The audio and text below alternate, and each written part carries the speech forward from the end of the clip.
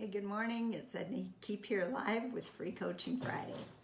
And today our topic is 4 tips to negotiating your first deal. That's usually a big step for most people. And remember, if you need my help building your multi-unit apartment building portfolio, reach out to me at 90days-5k.com. So tips to negotiate your first deal. Well, first of all, make sure it's something that you're serious about getting. If you're just practicing negotiating, go ahead. I mean, you can make lowball offers all day. I've heard many people who teach negotiations say if they don't wince when you make an offer, it wasn't low enough, or if they don't cry, it wasn't low enough. I don't agree with that. I think if people make too low of an offer, it ticks people off and they don't even want to deal with you. So it's got to be fair and equitable. For both parties. Sometimes it absolutely makes sense that you as the buyer are going to do really, really well if you're rescuing them out of a situation they don't want to be in. I mean, that happens. But if you really want to make a deal happen, think about it being win-win. So that's my first tip. Think about it being win-win. What does the other person need out of the deal? Not necessarily do what they want, because of course everybody wants everything, right? I want the best price and the best terms and throw a cake in on top, right? But it's what does the other person need? Do they need to be out fast? Well, you could go in a bit lower if you can take possession quickly.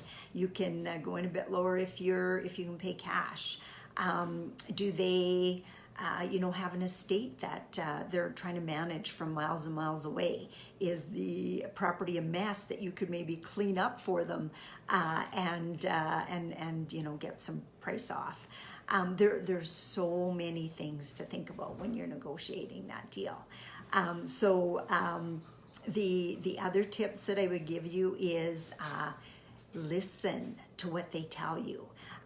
When you're talking to them and they're talking about living in Toronto and their parents' properties in Vancouver, that's a red flag right there. They don't have to come right out and say to you, listen, we're thousands of miles away, we're having challenges. You got to fill in the blanks sometimes, we're having challenges. They don't want to admit what a big job it is trying to sell a property from that far away. So if you can help them out in some ways, think about the ways that you can help them out. And sometimes that's worth a lot of money. You could be dealing with a top-notch executive who makes lots of money and it doesn't make sense for him to take 3 days off to come to another city and pack up his aging parents' belongings. You know what I mean? How can you help? How can you make the deal sweeter for them? And it isn't always about the money. $10,000, $15,000, $20,000 could be worth it in time for somebody else. It could be even in opportunity costs. If they're looking at buying something else, but they have to close by a certain date, well, those are some other flags to think about. What are they telling you? And the other is, chit chat with them. Find out why they're selling. If they have other properties to sell, if there's what their biggest concerns are. If there's ways that maybe you can keep some of their capital in the deal. If they're just retiring and going off into the sunset and putting their money into something that's going to earn them a 2% return, well, remember, these are predisposed investors. They've invested in real estate for years. They might be willing to stay in there with you. So those are little nuance, and it's hard to remember all this stuff when you're standing in front of somebody. So make notes, walk in with your piece of paper of all the questions that you want to have answered. And even if you don't take the time to write them down, you'll get most of it. But if you think it's going to slip your mind, write it down. People won't care. If you take it and ask, even if you ask the same question in 2 or 3 different ways, which is another really good tip, ask the same question in 2 to 3 different ways. What do you need to get out of this property? Might be, you know, the same question as, well, what's the mortgage you owe on this property? You know, what's your plans? Like, well, I got a job in Timbuktu and I have to be gone Tuesday. You know, those are all things that are going to help you in your negotiation. Same with, you know, if what's their mortgage?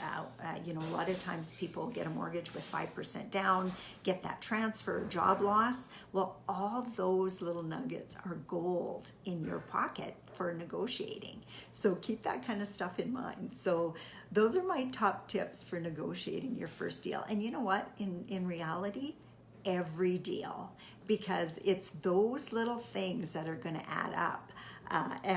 You know, in module 7 of my course, 90 Days to 5K, the students practice with each other. They practice everything from sofas to table and chair sets to cars to houses. And it's absolutely amazing. Everybody just loves that module. They get points for the things that are on their list that they negotiate.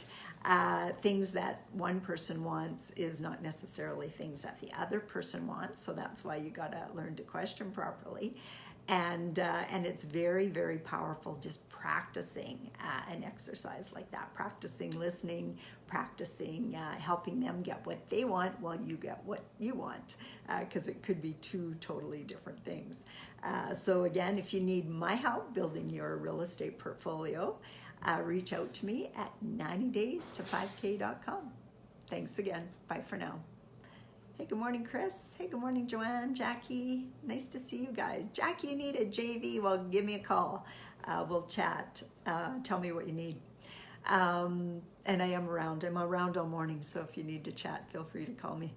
Okay, well, take care, everyone. Have a really, really good day, and we'll talk to y'all on Monday. Bye for now.